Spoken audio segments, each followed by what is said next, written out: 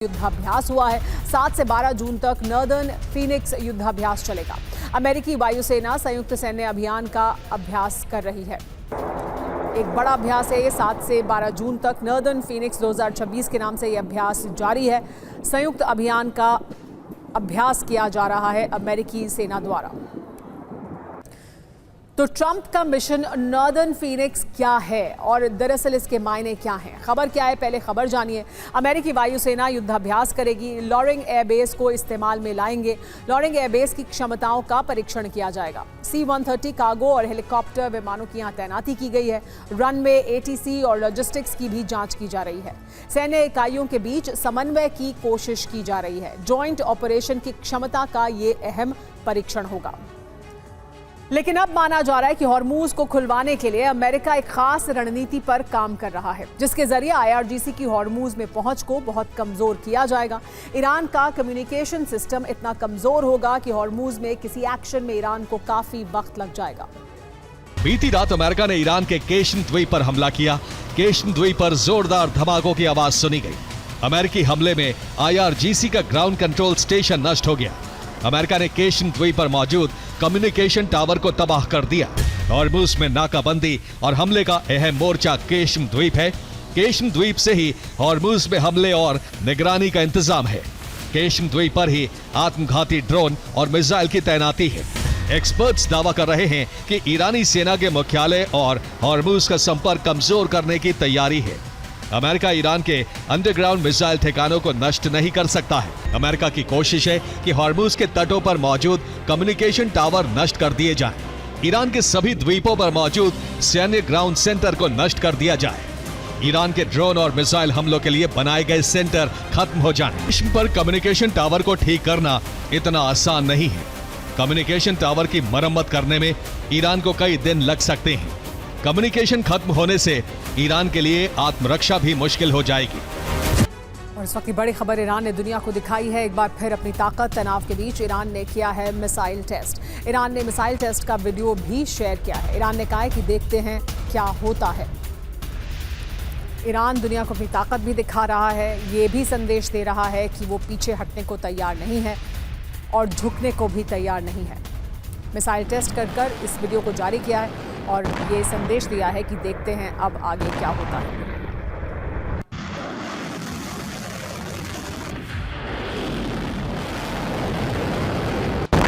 बार फिर तैयार है। तनाव के बीच ईरान की क्या है बड़ी तैयारी, जानिए। लगातार मिसाइल का टेस्ट कर रहा है। काफी तेजी से ड्रोन बनाने में जुटा हुआ है। 3 देशों पर एक साथ ईरान ने हमला किया है। कुवैत, बहरीन और इराक पर यह हमला किया गया। अमेरिका को जवाब देने के लिए ये हमले हुए हैं। लेकिन सिर्फ एक रात में एक साथ 4 देशों पर भीषण प्रहार हुआ। कुवैत से लेकर बहरीन तक अमेरिकी फौज के सबसे सुरक्षित ठिकाने थर्रा उठे। हालात इतने बेकाबू हो गए कि अमेरिकी वायुसेना को अपने फाइटर जेट्स इजराइल से अरब भेजने पड़े। अमेरिका कह रहा है कि उसने सभी हमलों को नाकाम कर दिया है, जबकि ईरान ये दावा कर रहा है कि ये तो सिर्फ शुरुआती प्रतिक्रिया थी। अब सवाल यह है कि क्या पश्चिम एशिया एक और बड़े युद्ध की दहलीज पर खड़ा है? अमेरिकी सेना का दावा है कि ईरान ने अरब देशों में मौजूद अमेरिकी सैन्य ठिकानों की तरफ कई बैलिस्टिक मिसाइलें और ड्रोन भेजे। इसके जवाब में अमेरिकी सेंटकॉम ने न केवल इन हमलों को नाकाम करने का दावा किया, बल्कि ये भी कहा कि उसने आत्मरक्षा में ईरान के केशन द्वीप पर कार्रवाई की। अमेरिकी बयान के मुताबिक ईरानी हमले अपने निर्धारित लक्ष्यों तक नहीं पहुंच पाए और अमेरिकी सेना ने कई मिसाइलों और ड्रोन को रास्ते में ही मार गिराया। अब एक बार फिर करते हैं युद्ध के मैदान का और युद्ध के मैदान से आ रही खबरों का। ईरान युद्ध पर राष्ट्रपति ट्रंप को एक बड़ा झटका लगा है। अमेरिकी संसद से वॉर पावर्स प्रस्ताव पास हुआ है। 208 के मुकाबले 215 वोटों से ये प्रस्ताव पारित किया गया। 4 रिपब्लिकन सांसदों ने भी प्रस्ताव का समर्थन किया। ईरान पर हमले का फैसला नहीं ले सकेंगे अब ट्रंप, यानी अब अगर उन्हें कोई हमला करना है तो उसका फैसला वो खुद नहीं ले सकेंगे। उनकी अपनी पार्टी के सदस्यों ने उनके खिलाफ जाकर वोट किया है। 208 की बजाय 215 सांसदों ने इस पर अपने वोट दिया है। तो ट्रंप को घर में ही बड़ा झटका लगा है। खबर क्या है पहले ये जानिए। पहली बार हाउस में वॉर पावर्स रेजोल्यूशन पास हो चुका है। ईरान पर सैन्य कार्रवाई रोकने का ये प्रस्ताव है जो मंजूर कर लिया गया। ट्रंप के पक्ष में 208 और ट्रंप के विरोध में 215 वोट पड़े। ट्रंप की पार्टी के ही 4 सांसदों ने भी प्रस्ताव के पक्ष में वोटिंग की है। प्रस्ताव पास होने के 5 बड़े मायने क्या हैं वो समझिए। ट्रंप की ईरान नीति को अब घरेलू चुनौती मिल रही है, ये साफ दिख रहा है।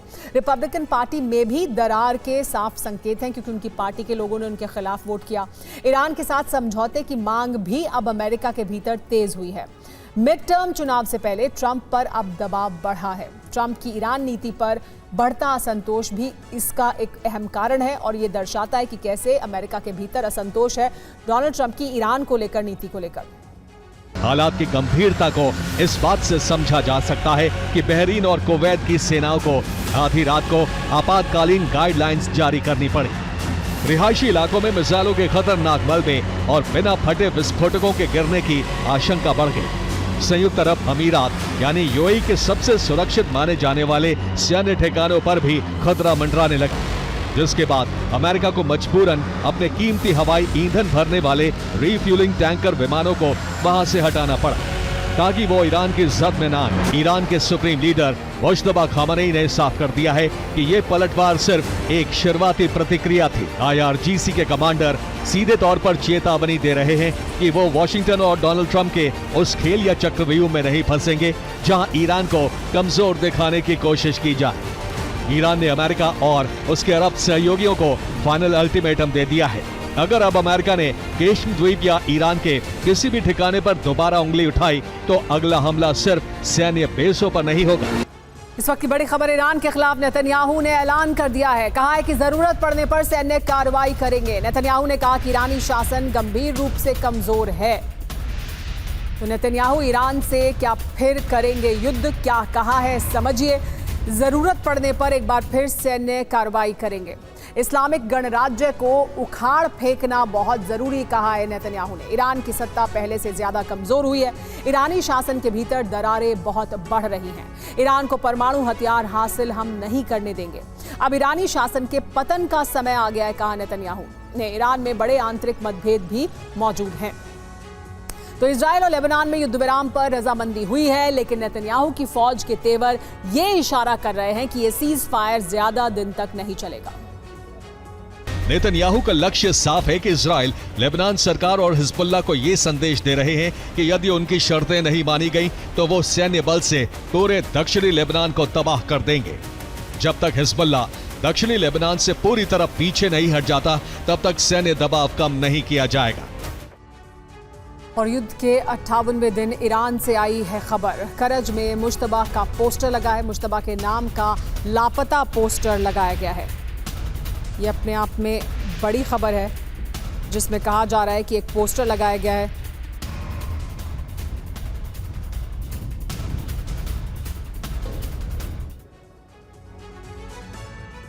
तो मुश्तबा पर फिर क्या सस्पेंस है। लंबे वक्त समय तक नजर नहीं आने पर अटकलें पहले से लग रही थी करज में, लेकिन लापता होने के पोस्टर अब लगाए गए हैं। सोशल मीडिया पर पोस्टर का वीडियो वायरल है। 3 महीने से नहीं दिखे हैं मुश्तबा खामेनेई। पोस्टर ईरानी शासन के खिलाफ असंतोष को भी दिखाता है। ईरान के सुप्रीम लीडर मुश्तबा खामेनेई के तेजी से स्वस्थ होने की खबर ने वॉशिंगटन में हलचल तेज कर दी है, क्योंकि एक तरफ मुश्तबा खामेनेई की सेहत में सुधार हुआ है तो दूसरी तरफ सीधे सुप्रीम लीडर के ऑर्डर पर ताबड़तोड़ हमले शुरू हो गए हैं। ऐसे में सवाल उठने लगे हैं कि पश्चिम एशिया में अब समझौता होगा या महाविनाश। इसीलिए अमेरिका ईरान की आर्थिक रीढ़ तोड़ने के लिए एक बड़ी चाल चल रहा है। ईरान को रोकने के लिए उसकी सबसे बड़ी क्रिप्टो करेंसी एक्सचेंज नोबिटेक्स पर कड़े प्रतिबंध लगा दिए गए हैं। अब देखना यह है कि डिजिटल करेंसी का रास्ता रोककर अमेरिका ईरान को घुटनों पर ला पाएगा या नहीं। क्योंकि अमेरिकी खुफिया संकेतों के अनुसार मुश्तबा खामेनेई जिंदा है और मुश्तबा खामेनेई की राजनीतिक और रणनीतिक सक्रियता लगातार बढ़ रही है, जिससे लग रहा है कि मुश्तबा अब ज्यादातर निर्णय खुद ले रहे हैं। क्योंकि अमेरिका जानता है कि जंग के बाद से ईरान की अर्थव्यवस्था इस समय बेहद नाजुक दौर से गुजर रही है और इन आर्थिक प्रतिबंधों का मकसद ईरान को पूरी तरह वित्तीय रूप से अलग थलग करना है ताकि वो अपने परमाणु कार्यक्रम को आगे न बढ़ा सके। और अमेरिका इजराइल के साथ चल रही शांति वार्ता के मुद्दे पर बैकफुट पर आने के लिए मजबूर हो जाए, क्योंकि अमेरिका के मुताबिक नोबिटेक्स अकेले ईरान के 50% से अधिक क्रिप्टो इनफ्लो को संभालता था। इसका सीधा इस्तेमाल इस्लामिक रेवोल्यूशनरी गार्ड कोर की आतंकी गतिविधियों और पश्चिमी प्रतिबंधों को बाईपास करने के लिए किया जा रहा था। नोबिटेक्स का ग्लोबल एक्सचेंज से संपर्क कट जाएगा, क्योंकि अमेरिकी नियमों के मुताबिक कोई भी क्रिप्टो एक्सचेंज जैसे बाइनेंस नोबिटेक्स के वॉलेट्स या उससे जुड़े यूजर्स के साथ लेन देन जारी रखते हैं तो अमेरिका उस एक्सचेंज पर भी प्रतिबंध लगा देगा। ग्लोबल एक्सचेंज अपनी अमेरिकी बाजार और डॉलर एक्सेस को बचाने के लिए नोबिटेक्स से आने वाले हर ट्रांजैक्शन को तुरंत ब्लॉक कर देगा। ईरान प्रतिबंधों से बचने के लिए टीदर जैसे अमेरिकी डॉलर से जुड़े स्टेबल कॉइन्स का सबसे ज्यादा इस्तेमाल करता है। नोबिटेक्स के क्रिप्टो वॉलेट एड्रेस की लिस्ट सार्वजनिक होने के बाद उसके सारे डिजिटल एड्रेस ब्लैक लिस्ट हो जाएंगे। अमेरिकी सरकार के नोबिटेक्स को ब्लैक लिस्ट करते ही ईरान प्रतिबंधों से बचने के लिए टीदर जैसे अमेरिकी डॉलर से जुड़े स्टेबल कॉइन्स को फ्रीज कर देगी। उसके बाद इन कॉइन्स को ट्रांसफर नहीं किया जा सकेगा। इस वक्त की बड़ी खबर, रूस के शहर सेंट पीटर्सबर्ग पर एक बड़ा हमला हुआ है। यूक्रेन ने ऑयल टर्मिनल पर किया है ड्रोन हमला। यूक्रेन के सुसाइड ड्रोन हमलों से यहां हड़कंप है। टैंक फॉर्म और ऑयल लोडिंग स्टैंड तबाह हो गया है। देखिए ये किस तरह का हमला था। ऑयल टर्मिनल पर यह बड़ा हमला किया गया और उसके बाद इस तरह से आग लगती हुई दिखाई दी। इस हमले की वजह से टैंक फॉर्म और ऑयल लोडिंग स्टैंड तबाह हो गया है।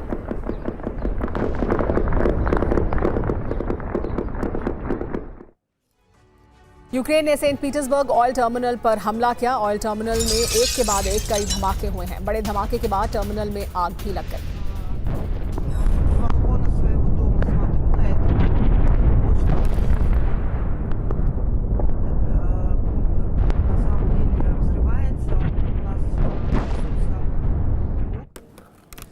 यूक्रेन के सेंट पीटर्सबर्ग में रूस के सेंट पीटर्सबर्ग में ड्रोन और मिसाइल अटैक हुआ है। यूक्रेन ने रूस के नेवल बेस को निशाना बनाया है। यूक्रेन ने रिहायशी इलाकों को भी टारगेट किया है। रूस के नेवल बेस को देखिए किस तरह से टारगेट किया गया सेंट पीटर्सबर्ग में और यहां पर बड़ा हमला किया गया। यूक्रेन ने रिहायशी इलाकों को भी टारगेट किया है, सिर्फ नेवल बेस को ही टारगेट नहीं किया है। तो ये बड़ा हमला यूक्रेन ने किया है सेंट पीटर्सबर्ग पर, ड्रोन और मिसाइल अटैक किया है। सिर्फ नेवल बेस ही नहीं, रिहायशी इलाकों पर भी हमला किया गया है यूक्रेन द्वारा।